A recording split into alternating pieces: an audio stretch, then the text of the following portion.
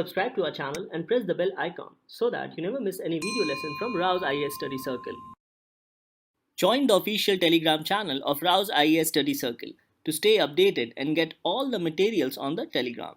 The link to the channel can be found in the description box. Hello and welcome to Daily News Simplified, an answer to what, why and how of newspaper reading from the UPSC Civil Services examination perspective. Now today let us take up the New Delhi edition of the Hindu newspaper dated 19 June 2022 and also the important news which were not covered in the DNS from the explained section of Indian Express. Now these are the list of the news for discussion and the timestamp has been provided in the YouTube description. So on this note, let's start our today's discussion from prelims and mains perspective. The first news to be taken up appears on page number 9 in today's The Hindu newspaper. Now this news says Amrit Sarovar mission could boost infrastructure projects along with ensuring water conservation efforts. So this particular news highlights that central government, particularly the Ministry of Rural Development, has asked Ministry of Railways and also the National Highway Authority of India to use soil or silt which is excavated from ponds or tanks under this Amrit Sarovar mission to be used in their infrastructure projects. Now why this has been said? This has been stated because these infrastructure projects, especially of NHAI for road construction and Ministry of Railways, generally face a lot of problems regarding borrowed earth or the soil and silt. Now since the Amrit Sarovar project is currently going on as a part of Azadi Ka Amrit Mahotsav, which basically caters for water conservation efforts in each district by regenerating 75 water bodies in each district. So in the process of water conservation, basically of wells and tanks, a lot of soils is excavated. So accordingly, the Ministry of Rural Development has asked Ministry of Railways and National Highway Authority of India to use these soil or silts which is excavated in the process of regenerating these water bodies in each district to be used for the infrastructure projects of Ministry of Railways and road construction. And accordingly, Ministry of Rural Development has asked them to map their infrastructure projects, both of railways and road construction, with Amrit Sarovar sites so that these soils can be utilized for infrastructure development. Now this step has been taken by Ministry of Rural Development because of late these infrastructure projects, both of railways and road construction, have been facing certain problems which is resulting in delay of these work. And these problems include procurement of these borrowed soil from local authorities and also involvement of third parties, namely contractors, to procure soil for infrastructure projects. So the result of these problems are that there are delays in project completion and also at times we see strike by these contractors. So in order to address all these issues, the central government has asked Ministry of Railways and NHAI to map their infrastructure projects along with Amrit Sarovar sites. So on this note, this news becomes important mainly from the perspective of government schemes regarding the Amrit Sarovar sites. So let's go through some of the important highlights which can be asked as a part of your prelims examination. So, Mission Amrit Sarovar has been conceptualized as a water conservation efforts for the future. And for this purpose, the government has asked to develop and regenerate at least 75 water bodies in each district of the country. And in the process, this activity would lead to creation of 50,000 water bodies across the country. And the mission is to be completed by 15th August 2023 in sync with Azadi Ka Amrit Mahotsav. Another important aspect is that Mission Amrit Sarovar has been launched with a whole of government approach in which 6 ministries or departments are collaborating, which are Department of Rural Development, Department of Land Resources, Department of Drinking Water Sanitation, Department of Water Resources, Ministry of Panchayati Raj and Ministry of Environment, Forest and Climate Change. Further, the technical partner for this mission is Bhaskaracharya National Institute for Space Application and Geoinformatics, which is an autonomous institution and functions under the Ministry of Electronics and Information Technology.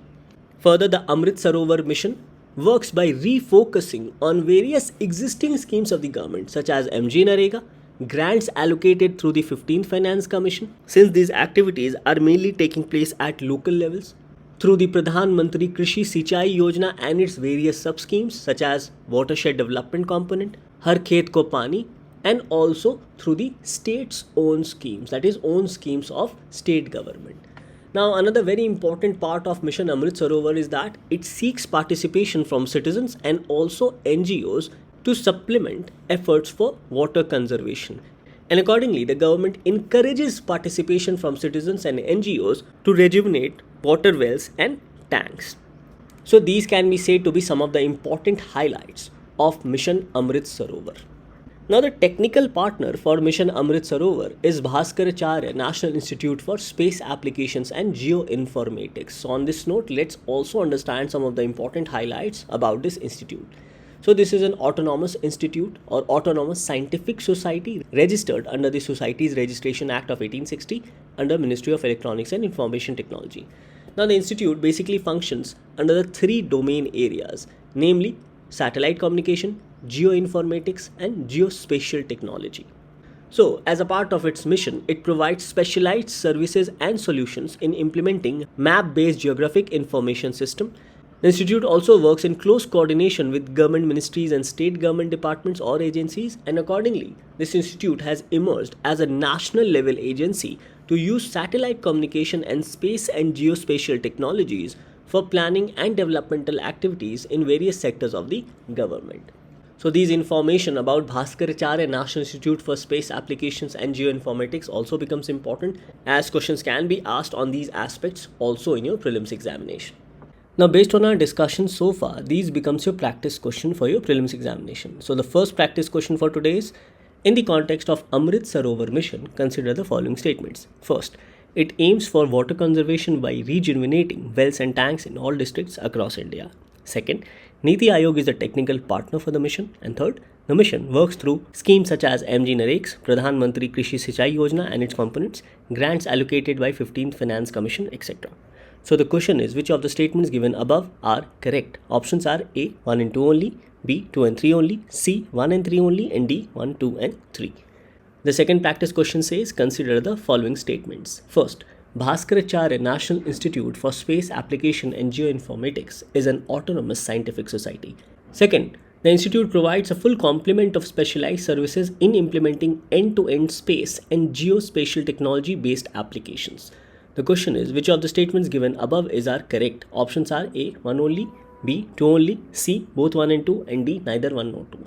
So I hope based on our discussion, you will be able to attempt these two practice questions for your prelims examination. So after this discussion on Amrit Sarovar mission, let's take up the next article for discussion from the Hindu newspaper. The next news appears on page number 11 in the Science and Technology section. This says how marine heat waves fueled super cyclone Amphan. Besides surface warming, ocean stratification and warming below the surface also played a major role. So this particular news highlights about two important things. One is warming of the oceans of the world, including Indian Ocean, and its impact on monsoon, and also overall increasing sea surface temperatures, which is resulting in marine heat waves across the world, including Indian Ocean. So increase in sea surface temperature of the ocean, which continues for days or weeks or even months, is a result of anthropogenic activities. Now, anthropogenic activities means activities induced by humans.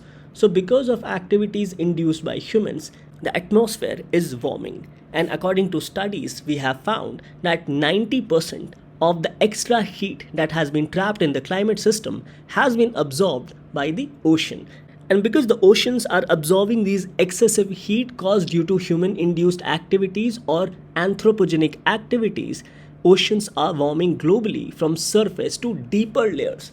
And this warming of the ocean from the surface to deeper layers is further intensifying tropical cyclones and other cyclones across the globe. So this article says that because of increasing marine heat wave situation, which is warming the ocean layers by layers, is further intensifying our cyclone, and this was also seen with the case of Amphan, because Amphan was also associated with marine heat waves because of warming of the layers of the ocean, and this resulted in Amphan becoming a super cyclone.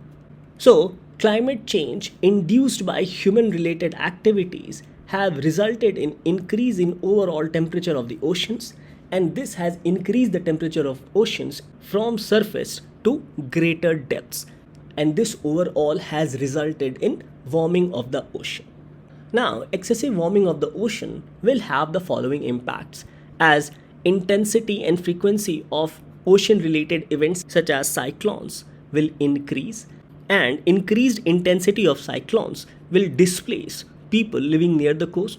This will further result in economic loss due to destruction which is caused because of these cyclones, as not only peoples have to be evacuated from the coast, but also these cyclones impact the infrastructure, and overall it also impacts the livelihood of such people who are displaced.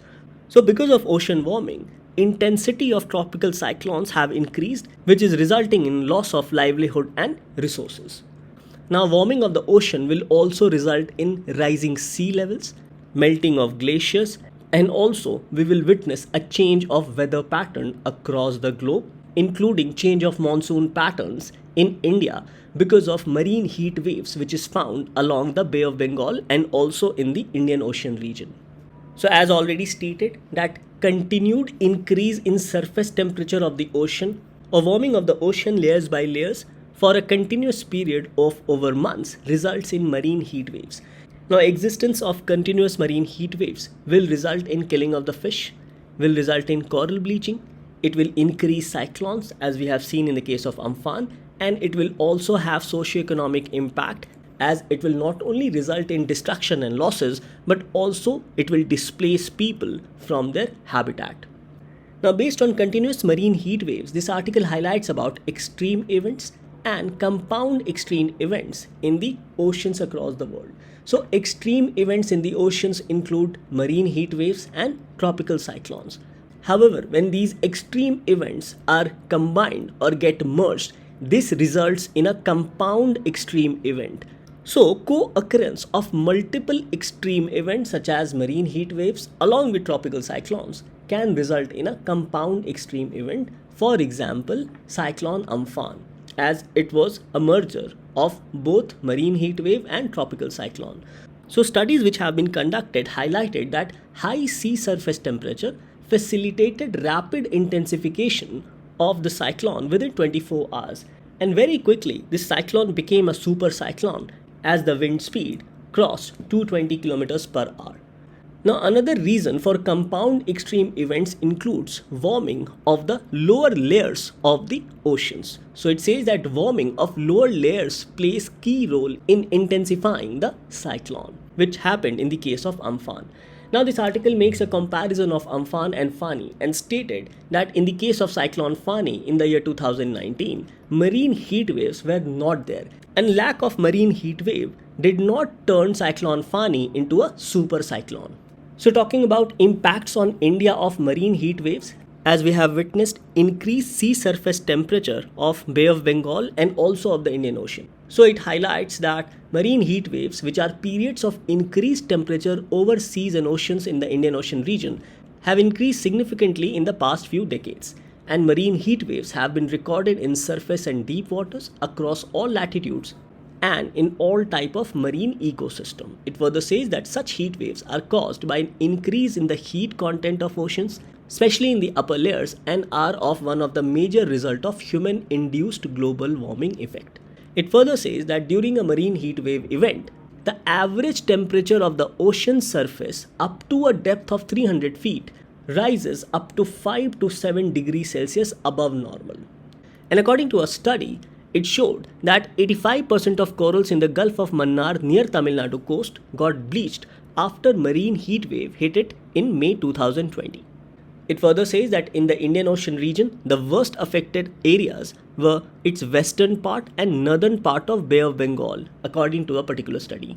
And number of marine heat waves in the West Indian Ocean increased by around 1.5 events per decade between 1982 and 2018. And the occurrence went up by around 0.5 events per decade in North Bay of Bengal in the same period. Now, as you can see in this picture, because of increased marine heat waves, it also weakens the monsoon winds. And because of increased marine heat wave in the Bay of Bengal region, this results in intensifying cyclone or super cyclone such as Cyclone Amphan. So overall, increased marine heat events not only results in erratic monsoon pattern, but also intensifies tropical cyclone, which then creates a devastating effect in the coastal region. Now, based on our discussion, this becomes your practice question for mains. It says, what are marine heat waves? How has marine heat waves in the Bay of Bengal region impacted India's weather patterns? And this question carries 10 marks. So I hope after our discussion, you will be able to write the answer to this particular question. Now, this topic becomes important both from our prelims and mains perspective, especially in order to understand the phenomena of marine heat waves. And this topic gets covered under both GS paper 1 with respect to geography and GS paper 3 with respect to impacts on environment. With this, let's take up the next news for discussion. The next news to be taken up appears in the Hindu newspaper on page number 12 in the FAQ section and on page number 14 in the economy section. Now, this news appearing on page number 12 says the 5G auction plan. Why are telcos unhappy with the government's decision to set aside airwaves for private enterprises? And this news appearing on page number 14 highlights about 5G deployment to start in August-September according to Telecom Minister. So the Telecom Minister expects rollout of 5G network in 20 to 25 cities by the end of this year. However, the telecom service providers such as Reliance Jio, Bharti Airtel and even Vodafone have expressed concern against proposal of the Union Cabinet to provide airwaves or allow 5G spectrum even for private enterprises. So, the Union Cabinet chaired by the Prime Minister has approved proposal of the DOT to conduct spectrum auction through which spectrum will be assigned to successful bidders for providing 5G services to public and private enterprises. However, the telecom service provider companies such as Reliance Jio, Airtel, Vodafone and others have expressed concerns as the cabinet has allowed private enterprises to set up their own 5G network. And the use of 5G network will be mostly for industrial purposes or industrial based applications such as use of artificial intelligence for robots. So it is here where the telecom service providers has expressed their concerns and also suggested that their revenues will be impacted. So on this note, let's go through the important decisions which have been taken by the Union Cabinet recently. So a total of 72,097.85 megahertz of spectrum with a validity period of 20 years will be put on auction, which will be held by the end of July 2022. Now these auctions will be held for spectrum in various frequency bands, in the low band, in the mid band and in the high band. Now here it is expected that the mid frequency band and the high frequency bands will be utilized by the telecom service providers with respect to 5G services. So it highlights that it is expected that the mid and the high band spectrum will be utilized by telecom service providers to roll out 5G technology based services capable of providing speed and capacities which will be 10 times higher or faster than what is possible through the present 4G services. Now, another set of decision taken by the Union Cabinet is that it also aims to enable the development and setting up of private captive networks. Now, private captive networks refers to networks which can be set up by enterprises or any industries. For example, Google can have their own private network. Similarly, Facebook can have their own private network, or even Tata Communications can have their own private network. And all these companies have been pushing for a private captive network, especially with respect to carrying out innovations in the fourth industrial revolution aspects. So it says that this will spur a new wave of innovations in Industry 4 applications such as machine-to-machine learning communications, Internet of Things, artificial intelligence across automotive sector, healthcare sector, agriculture sector, energy and other sectors. So the private enterprises can have their own network with respect to 5G technologies to boost innovations with respect to Industry 4 applications. So private captive networks can be deployed by factories, institutions, airports, ports to manage their own institutions, and several enterprises around the world are working on setting up of private 5G networks as they offer reliable, fast and secure wireless communication, thereby ensuring greater data privacy and security.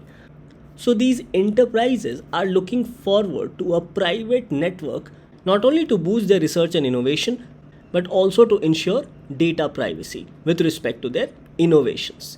So it highlights that captive 5G network is at the core of fourth industrial revolution, as 5G network will be utilized for artificial intelligence enabled robots, use of AI in different fields of research, self-driving vehicles, for example Tesla, research in advanced technologies including enhancement of AI, etc. So there is a correlation with respect to captive 5G network and also fourth industrial revolution. And this decision of the Union Cabinet to enable the development and setting up of private captive network is based on the recommendation of Telecom Regulatory and Authority of India. As according to TRAI, it says that enterprises should be allowed to run their own captive networks and get allocation of spectrum directly from DOT, that is Department of Telecommunication, at an administered price. And enterprises should also be given the choice to lease out spectrum from telcos and run their own networks. So based on these decisions, the Union Cabinet has also decided to enable the development and setting up of private captive networks. Now, regarding concerns expressed by the telecom service providers, we need to understand here that the 5G technology uses and their application will be done by enterprises or industries, and mainly it will be related to industrial 4 applications such as machine to machine learning, artificial intelligence, use of artificial intelligence in robots and other sectors. So it will be done mainly by the private enterprises or private industries, and these private industries are also allowed to bid for their own 5G network or their own 5G spectrum. So it is here where the telecom service provider says that if these private enterprises are allowed to bid for the 5G spectrum, and since the use of 5G technology is mainly for industrial 4 application, then there would be hardly anything left for the telecom service providers, and because of this the telecom service providers might run in severe losses. So members from telecom service providers have written an application to the telecom minister suggesting that it will become very difficult for them to continue business, especially in the 5G spectrum sector. However, on the contrary, these private enterprises have been pushing for their own captive network with respect to 5G technology. So in this news analysis, you need to understand that so far the Union Cabinet has decided to enable the development and setting up of private captive networks, and therefore have allowed the enterprises to set up their own private network. And this has been vehemently opposed by the telecom service providers. Now this topic becomes important both from your prelims and mains perspective, and in the mains this topic gets covered under GS paper 3 with respect to infrastructure and also technology. Now let us take the next two news from the explained section of Indian Express. However, this particular news with respect to Black Death has also appeared in today's The Hindu newspaper on page number 11 in the science section. So this news mentions that what was the Black Death and where did it originate. In a study published in the journal Science on June 15, researchers have claimed that the disease originated in modern-day northern Kyrgyzstan around 1338-1339 AD.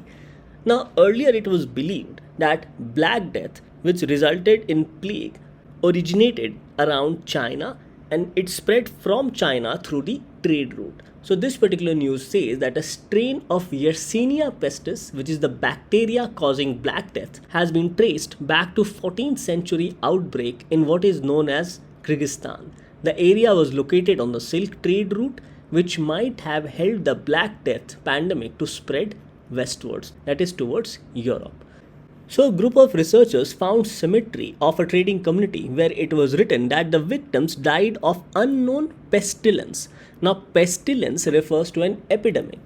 So DNA from the teeth of 7 people who were buried were extracted from the settlement of trading community near Lake Issyk-Kul, which is this particular lake in Kyrgyzstan. And traces of the bacteria Yersinia pestis was found in the DNA of the teeth of these people who were a trading community and settled around the northern area of Kyrgyzstan around Lake Issyk-Kul. Now these extracted DNA from their teeth was then compared with the bacterial DNA from other plague victims in Europe, and finally it was found that other plague victims in Europe were also infected with the bacteria Yersinia pestis, which is responsible for Black Death. So this is how the researchers found that the origin of Black Death, which earlier was believed as China, was Kyrgyzstan. And from Kyrgyzstan, it spread along the trade routes westward to Mediterranean and northern Africa and also Europe. It says that it reached southern England in 1348 and northern Britain and Scandinavia by 1350.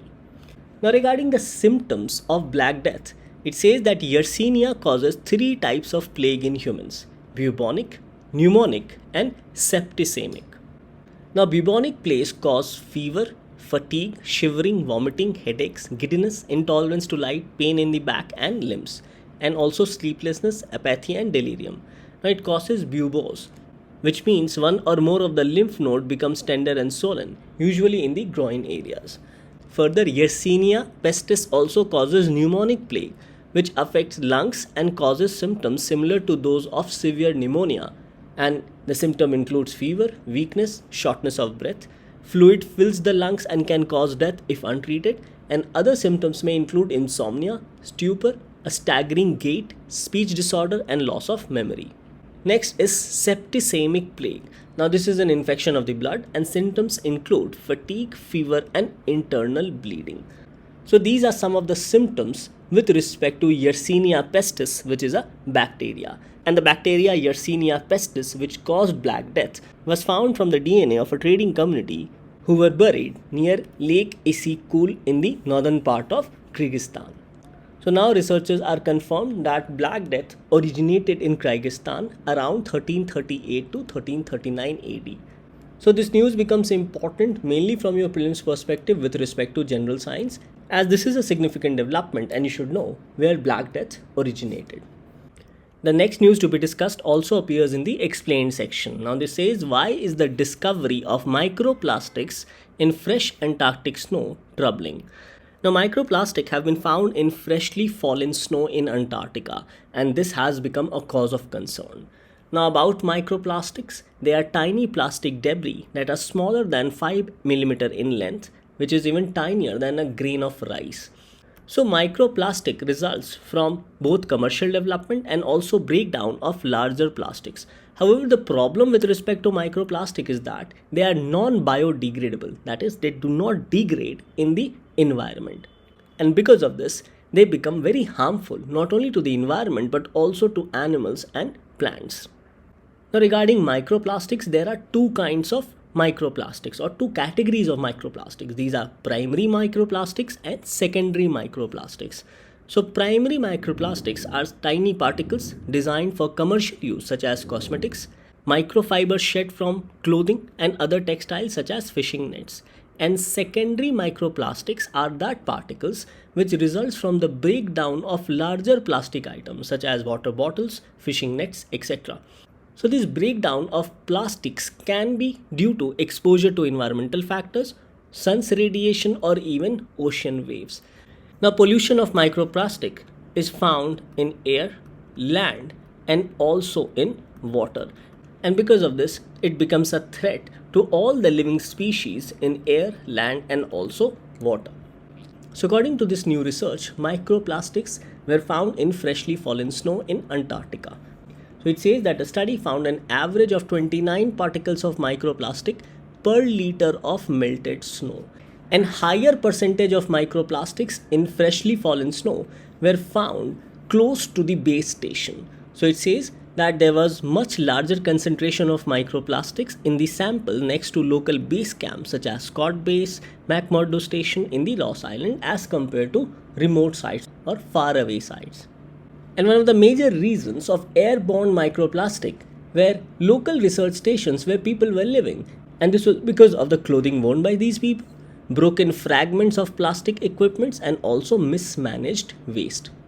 Now apart from this, of the 13 different plastic types which were found in the freshly fallen snow, the most common was polyethylene terephthalate, that is PET, which is a type of plastic used in everyday items such as clothes, plastic bottles, packaging, etc. And PET was found in 79% of all samples. Now since these microplastics have been airborne and hence found in freshly fallen snow, hence they become a threat to the ecosystem in Antarctica. So it says that it poses a growing threat to the region's ecosystem and could increase the melting of ice and snow. It can pose huge threat to Antarctica's distinctive ecosystem, both for plant and animals, as they are non-biodegradable. Further, increased microplastic in the region may disrupt biological process of species, because ingestion of these microplastics by various life forms, such as by microorganisms like zooplankton to larger predators like king penguins, can disrupt their usual biological process and negatively impact the entire Antarctic food chain. For example, animals will eat fish. Now, that fish which already has taken microplastic. So, microplastic has moved from fish to animals. And for example, if human eat that particular animal, then the microplastic further moves upward in the food chain. So, this is how the microplastic will impact the entire food chain of Antarctic. Now, this may also have an impact on climate change because it will increase the melting of ice sheets. So, the report suggests that the microplastic which is deposited in ice and snow can further accelerate this melting of the cryosphere, that is, the regions where water is in solid form like planet's north and south poles. Now, the report also suggests that dark colored microplastics are more harmful because they absorb more heat as compared to lighter colors microplastic. Further, the report mentioned about the ubiquitous presence, that is, microplastic is present everywhere in land, in water, and also in air. So, it says that when snow travels in the atmosphere, it binds itself to the airborne particle and pollutants. So, this snow, which then binds these airborne particles and pollutants, then gets deposited on Earth's surface, thereby polluting the Earth also, that is, polluting the Earth's surface also. And this phenomena is called scavenging. And according to scientists, this is a significant way in which microplastics are able to travel and further pollute land and water. Now, another threat from microplastic is that there is a risk of inhaling these microplastics, which can then lead to severe respiratory problems not only in humans but also in other wildlife.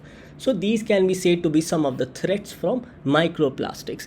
As according to the report, there is ubiquitous presence of microplastics in land, in water, and also air. Thus, this article from the explained section becomes important both from our prelims and mains perspective, and specifically gets covered under GS paper 3 with respect to environmental pollution and degradation. With this, let's take up the question for the day. Now, based on our discussion so far, this becomes your practice question for the day. The question is, with reference to Black Death, consider the following statements. Yersinia pestis, a virus, was responsible for transmission of Black Death. Second, Black Death originated from Western Europe and was transmitted along Silk Route to China. The question here is, which of the statements given above is are correct? Options are A, 1 only, B, 2 only, C, both 1 and 2, and D, neither 1 nor 2. Now, coming to the answer of yesterday, the question was Fortaleza Declaration is related to. Here the correct answer was BRICS. With this, we come to an end to today's discussion. Thank you for watching DNS.